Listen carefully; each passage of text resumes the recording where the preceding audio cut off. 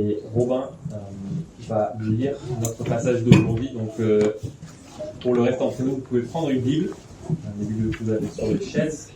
Vous trouvez Matthieu, l'évangile de Matthieu, chapitre 1, donc le début du Nouveau Testament. Et Robin va nous lire cela.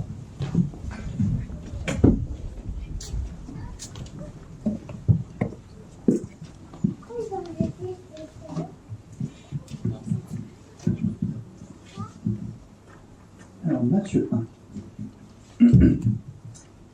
Voici la généalogie de Jésus-Christ, fils de David, fils d'Abraham. Abraham eut pour fils Isaac. Isaac eut Jacob. Jacob eut Juda et ses frères. Juda eut Péretz et Zérach de Tamar. Péretz eut Etzrom. Etzrom eut Aram. Aram eut pour fils Aminadab. Aminadab eut Nachon. Nachon eut Salmon. Salmon eut Boaz de Rahab. Boaz eut Obed de Ruth. Obed eut pour fils Isaïe. Isaïe eut David. Le roi David eut Salomon, de la femme d'Uri. Salomon eut pour fils Roboam. Roboam eut Abija. Abija eut Asa. Asa eut pour fils Josaphat. Josaphat eut Joram. Joram eut Osias. Osias eut pour fils Jotam. Jotam eut Achaz. Achaz eut Ézéchias. Ézéchias eut pour fils Manassé. Manassé eut Amon. Amon eut Josias.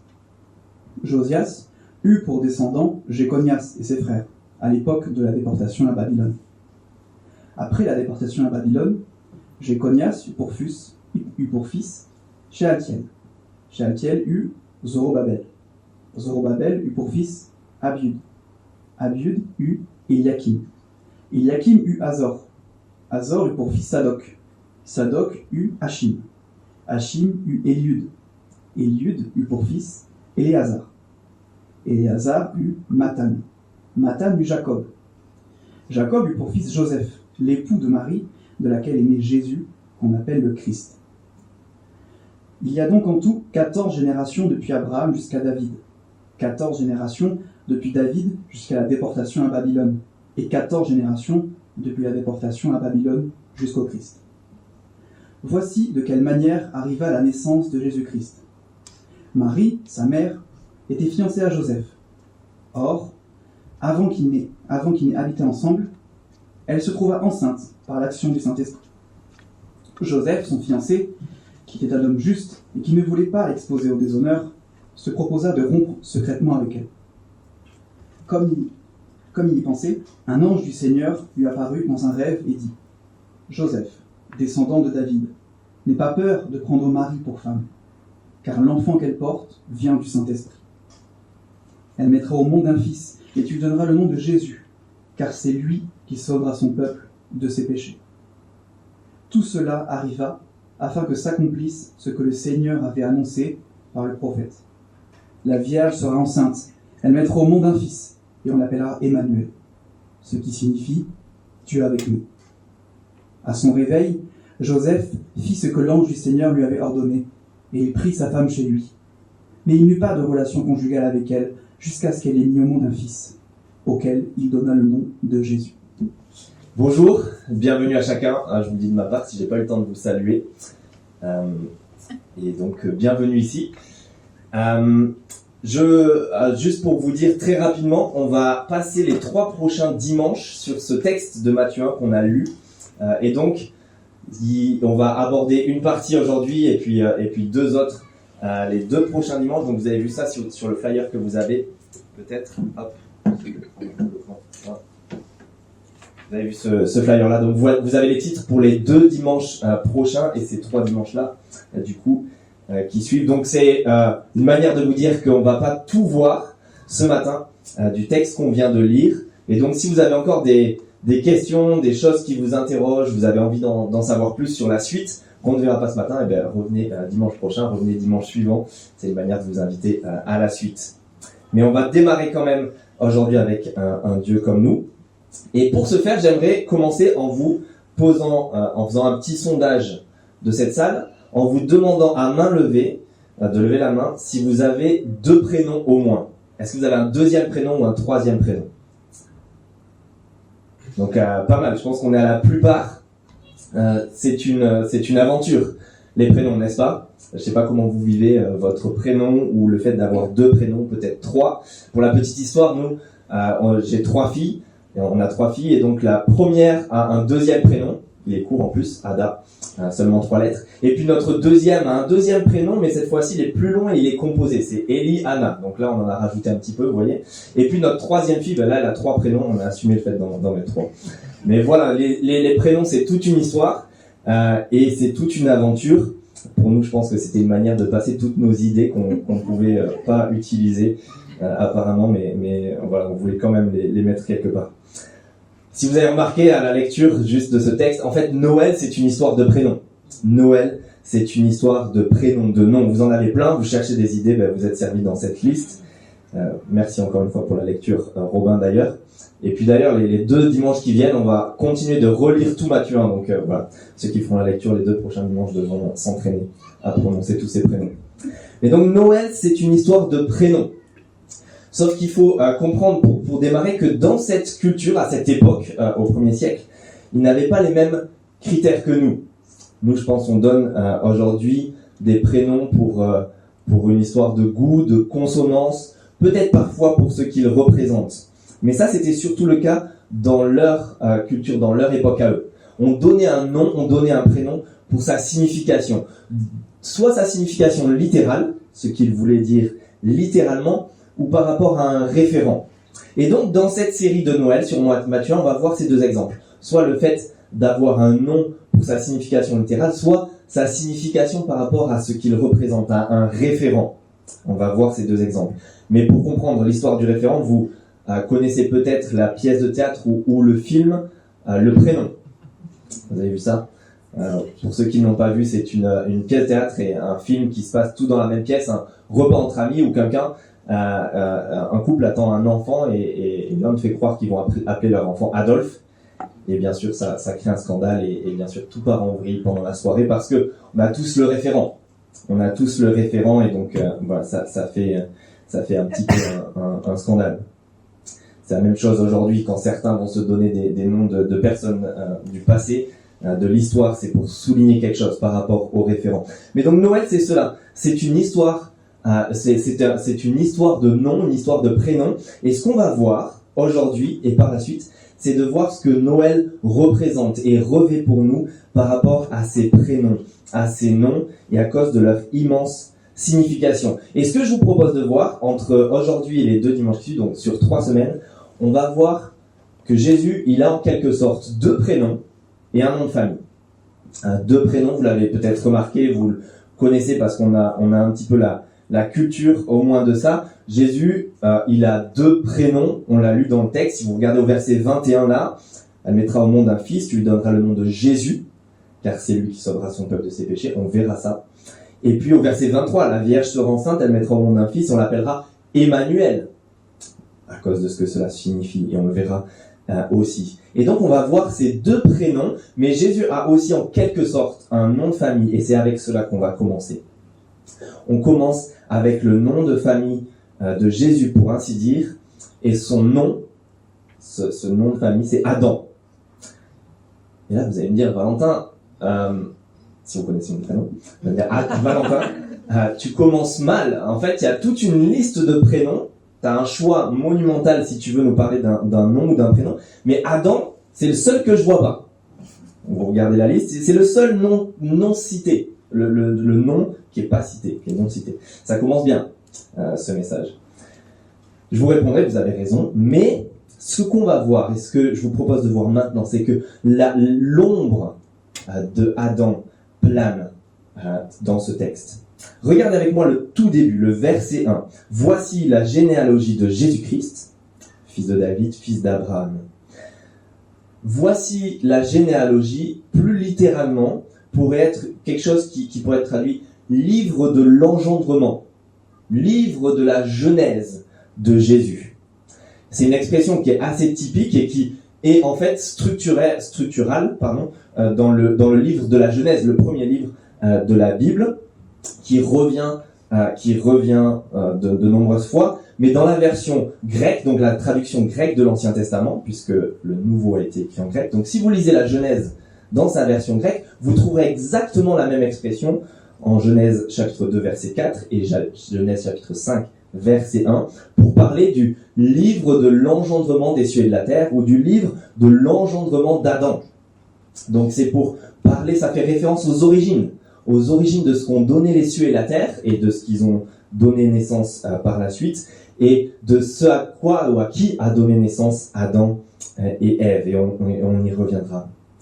Et donc on a cette ombre d'Adam, du commencement, de la Genèse, du commencement de l'humanité qui plane sur ce texte, juste avec cette expression, mais aussi parce que Adam, ce nom, ce prénom, a une double signification.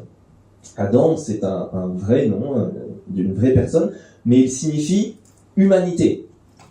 Il est le représentant, Adam, et le représentant, quand vous commencez la Bible, d'une humanité en général. C'est comme notre mot homme en français, ou homo latin, le verbe homo, le nom pardon, homo en latin. Ça peut, en fait, on peut parler d'un homme lambda. Je peux citer un homme comme cela, ou je peux parler de l'homme, la race humaine, si vous voulez. Et c'est la même chose pour Adam. Et donc, le but de Matthieu, en écrivant son évangile et en commençant comme cela, est dès le début, nous faire comprendre que Jésus est véritablement un être humain, véritablement un homme, une personne, un être humain comme vous et moi. C'est tout le but de cette référence, de cette ombre qui plane d'Adam, mais aussi de cette longue liste de noms pour nous présenter son arbre généalogique. Il veut nous dire, Matthieu, Jésus est véritablement un homme, un être humain comme vous et moi. Ça vous paraît peut-être évident, mais il le fait de deux manières. Il veut insister par cette référence à la Genèse et avec son arbre généalogique qui nous montre son ascendance. Matthieu veut nous dire, c'est pas une question là de croyance, d'opinion, d'espoir qu'on se forge. Non, c'est une réalité historique pour nous donner, pour te donner, pour me donner l'assurance que ce Jésus a véritablement été comme nous, comme vous et moi. Il a vécu la même expérience humaine, une vraie expérience humaine. Jésus, c'est pas cet homme descendu directement du ciel, une sorte d'ange qui descend, qui a une auréole autour de la tête, qui a un vêtement blanc et qui est un petit peu bizarre et qui est distant de nous. Non, c'était quelqu'un vraiment comme vous et moi, avec qui tu pouvais discuter, à qui tu pouvais faire une accolade, à qui tu pouvais mettre une tape dans le dos, avec qui tu pouvais partager un bon cannelé et un verre de rouge à table. Alors peut-être pour les cannelés à l'époque c'était autre chose, mais si vous lisez les évangiles, c'est vraiment ça. Ce Jésus est vraiment un être humain et partage l'expérience humaine de tout le monde. Autrement dit, ce qu'on doit comprendre pour vous et moi aujourd'hui, c'est qu'il est devenu comme nous, pour nous comprendre. Il a partagé notre vie, notre expérience. Et ce qui veut dire que ce Dieu de la Bible-là, il sait, il comprend mieux que quiconque ce que tu vis. Il comprend mieux que quiconque ce qu'est la vie humaine, la galère humaine, quelles que soient tes expériences à toi. Pas seulement parce que Dieu sait tout, et qu'il a tout créé, et qu'il t'a créé, et qu'il nous a créé, et donc il connaît notre vie mieux que quiconque, même mieux que nous-mêmes. Il le sait pour cela, mais il le sait aussi parce qu'il en a partagé l'expérience, parce qu'il l'a vécu réellement. Vous savez, on dit souvent, tu peux pas comprendre, parce que t'as pas vécu ça. Et on sait que quelqu'un nous comprend quand il a vécu à peu près la même chose que nous. C'est ce que ce Dieu-là a fait, et c'est ce qu'il veut nous faire comprendre. Dieu sait. Dieu connaît. Il a vécu, et on pourrait les passer en revue, mais toutes les expériences humaines, tous les stades de la vie, il a connu les expériences normales comme douloureuses, comme joyeuses. Il a vécu ce que c'est que la famille, ce que c'est que les amis, ce que c'est que le boulot et le boulot dur. Il a connu la fatigue, il a connu ce que c'est que le deuil, la perte d'un être cher, la tristesse et les larmes. Il a connu la fête et la joie. Il sait ce que c'est que, pour citer quelques exemples, il sait ce que c'est que porter la responsabilité financière même de toute une famille, alors que son père Joseph est mort et qu'il était le fils aîné, et qu'il devait assurer et pourvoir aux besoins de sa mère et ses frères et sœurs par son travail. Il sait ce que c'est que de lancer son entreprise en quelque sorte, et d'en porter la responsabilité. Il sait ce que c'est, il a connu ce que c'est que le succès et la réussite. Il sait ce que c'est aussi que d'avoir des gens, ses disciples, en quelque sorte, qu'il a sous sa responsabilité et avec qui il porte certaines choses et qui comptent sur lui de porter cette charge-là pour eux. Il a connu le succès, mais il a connu aussi les pièges de cela. Il a connu les adversaires, les manigances. Il a connu la précarité et la dépendance. Il a connu ce que c'est que d'avoir besoin des autres, de connaître l'entraide. Il a connu la déception et la trahison de même des gens qui étaient le plus proches de lui, sa propre famille, ses propres amis, ses propres disciples et les plus proches. Il a connu, et on peut passer toute la liste des souffrances que l'on peut connaître. Il sait ce que c'est que d'être humilié. Il sait ce que c'est que le harcèlement. Il sait ce que c'est que l'indifférence. Il sait ce que c'est que la honte. Il sait ce que c'est tout ça, jusqu'à même la torture et la mort. En fait, ce Dieu-là a tout connu. Il a tout connu. Il le sait, mais parce qu'aussi il a partagé l'expérience humaine. Et donc, quoi que l'on vive, ce par quoi on passe aujourd'hui, il sait, il connaît. Il a vécu. Et il nous comprend. Alors peut-être qu'on peut se dire, oh waouh, oui, oh c'est beau. Ça c'est beau, c'est un beau message, mais pour ceux qui y croient peut-être. Pour ceux qui y croient, et plusieurs sont dans ce cas-là, dans cette salle, mais peut-être certains se disent, mais ça c'est pas pour moi par contre. Et ce que ce texte nous dit, et ce que Matthieu, je pense, aimerait nous dire ce matin, c'est que ce Dieu qui devient comme nous, qui devient comme toi, qui nous comprend, qui nous connaît, ce par quoi on passe, ce par quoi on vit, est venu pour nous tous, qui que l'on soit. Et aucune barrière ne peut faire obstacle à cela. Et Matthieu veut nous convaincre de ça, je pense, par la mention de quelques personnes spéciales. Ici, c'est des petits détails qui sont laissés par Matthieu dans cette longue liste généalogique. Et j'aimerais juste les relever avec vous. Vous avez remarqué dans cette lecture qu'on a une liste de noms qui s'enchaînent de père en fils. Une lignée patrilinéaire, comme on disait, mais c'était tout à fait traditionnel pour les juifs de l'époque. C'est une lignée juive classique à l'époque. Sauf que vous avez peut-être remarqué qu'il y a aussi une interruption avec la mention de quelques personnes et de quelques femmes, des mères qui sont notées. Et ça, en fait, c'est la surprise chez Matthieu. C'est sa petite originalité, c'est sa petite touche à lui.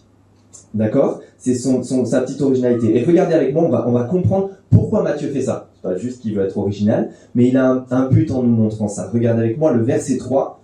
Vous avez remarqué ça déjà, c'est la première, je pense. Judas eut Péretz et Zérak de Tamar.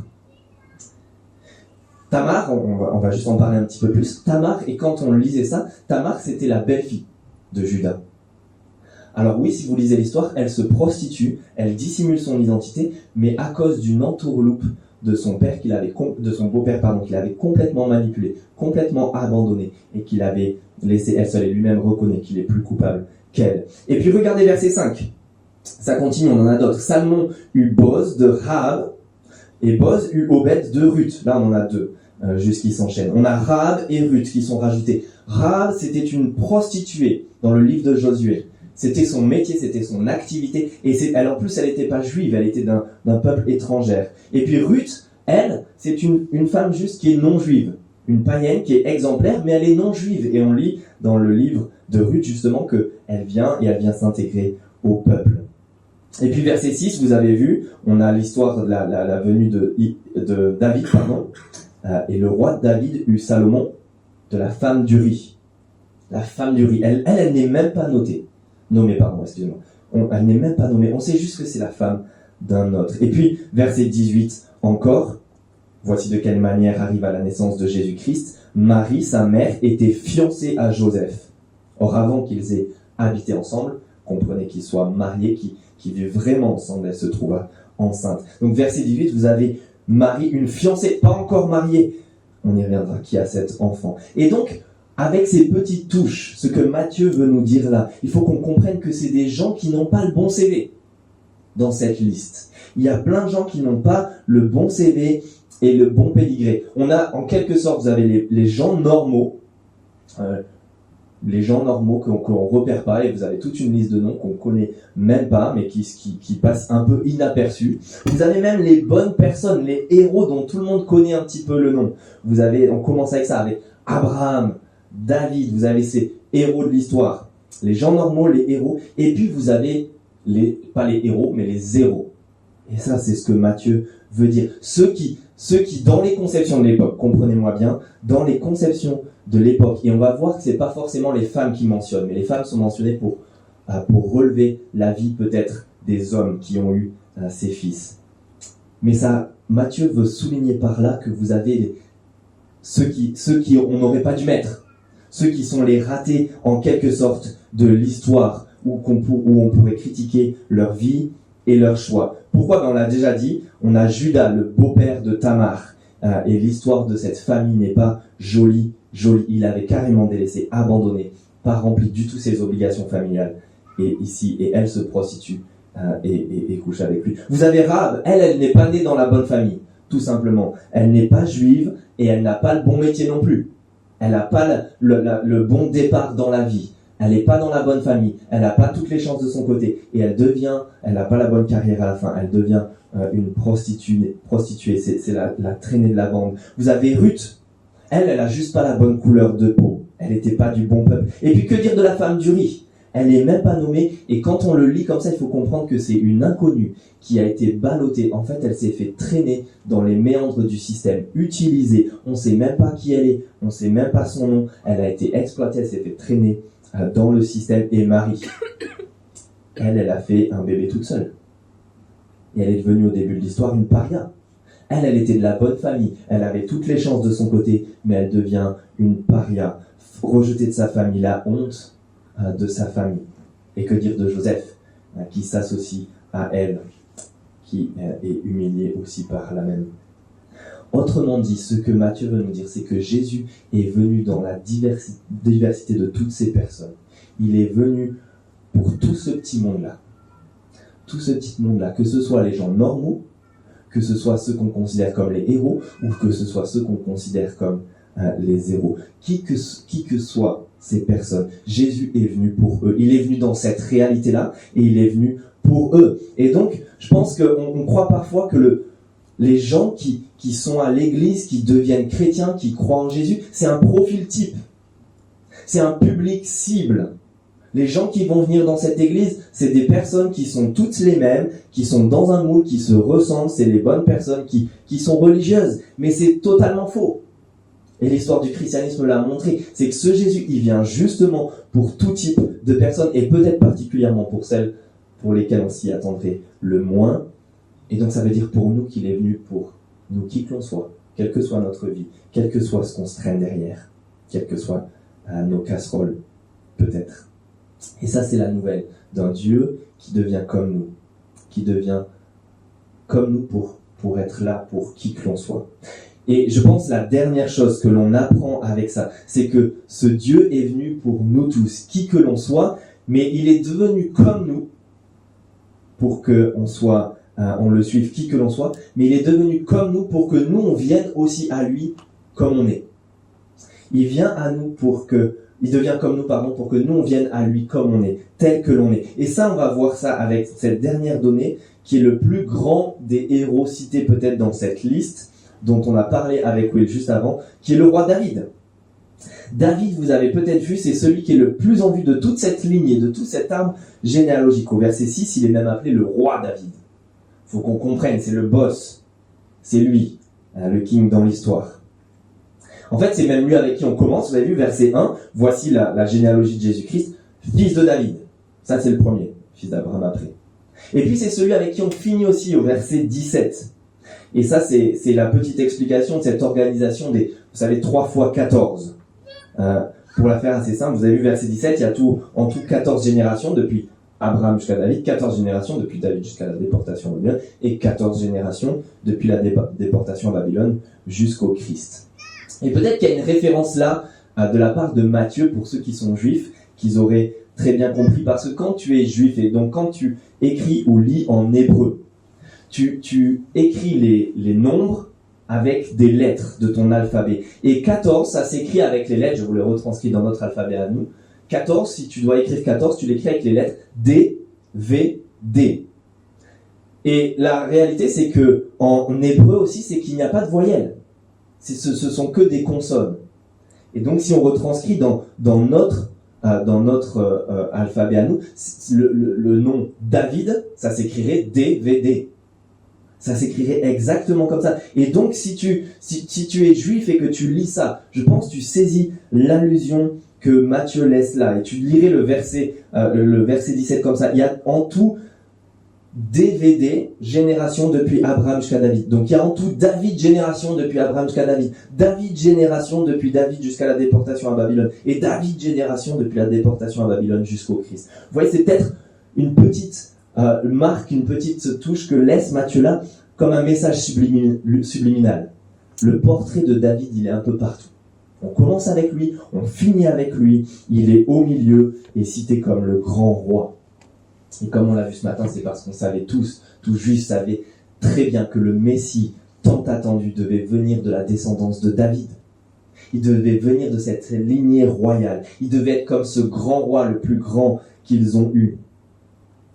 Sauf que le problème, quand tu es dans ce cas-là et que tu comprends tout ça, c'est que tu tombes sur le verset 6. Et là, tout juif et toute personne maintenant qui connaît un peu l'histoire s'en souvient. Verset 6, Obed eut pour fils Isaïe, Isaïe eut David, le roi David eut Salomon, de la femme d'Uri.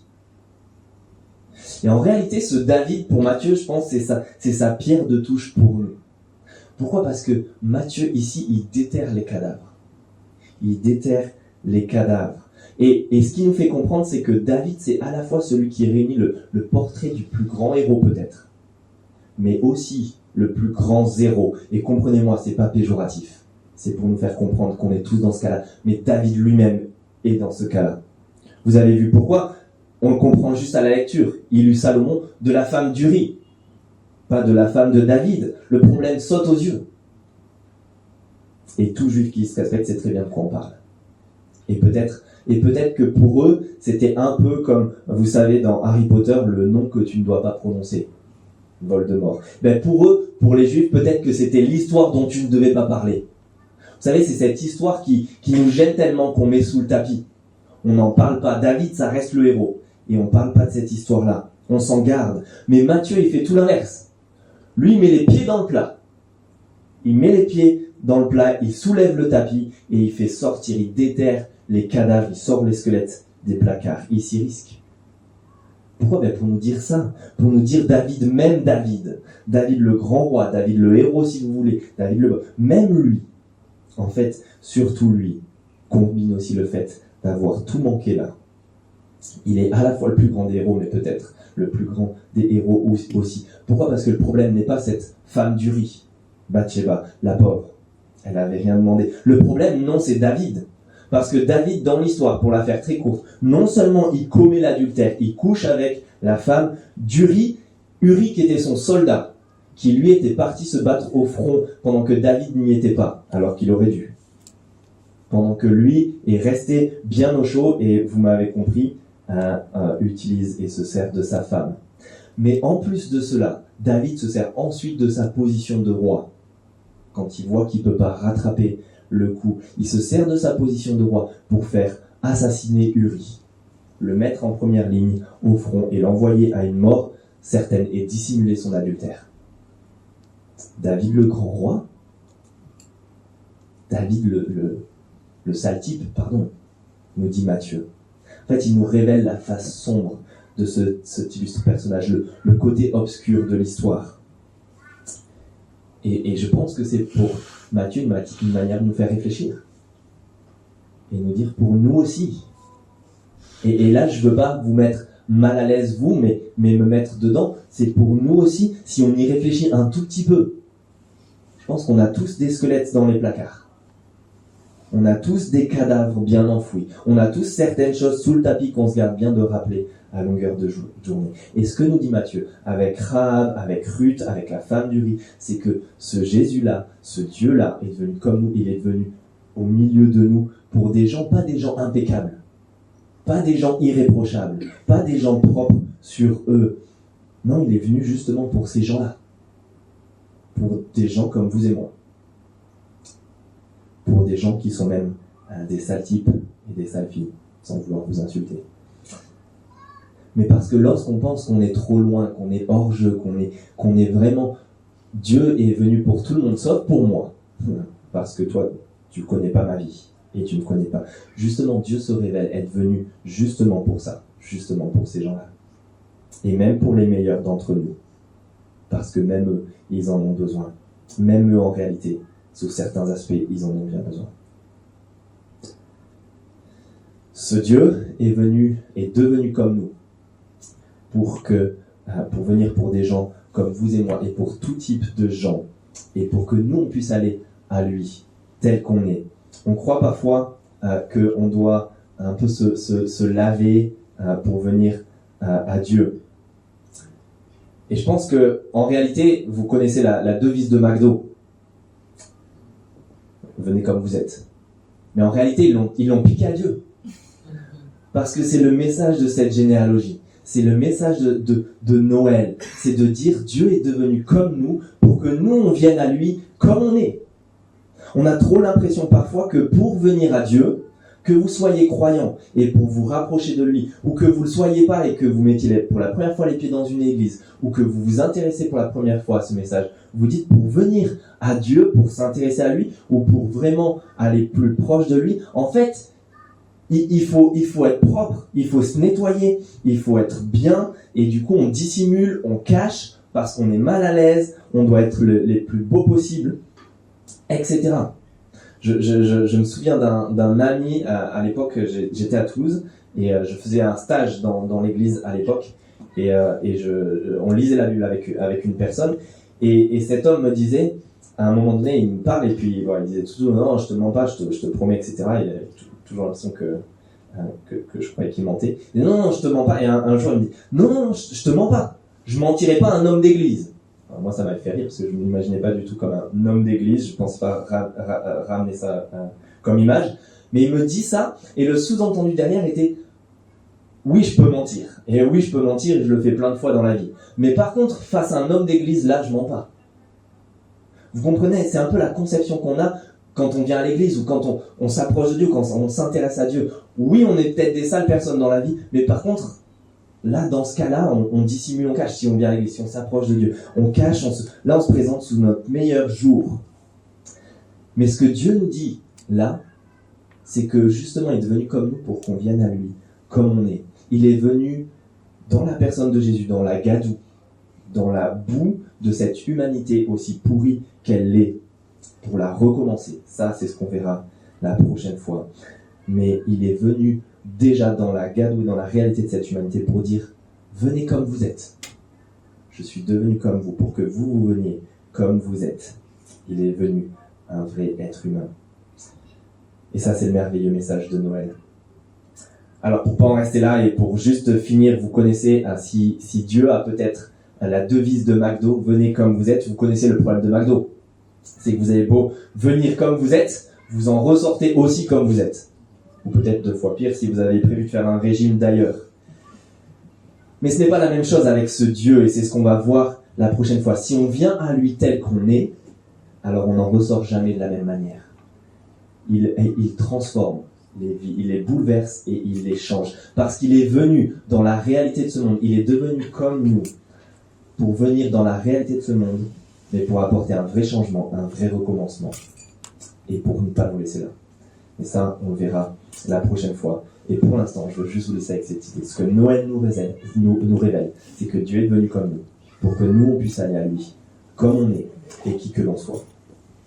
Je vous invite à prier.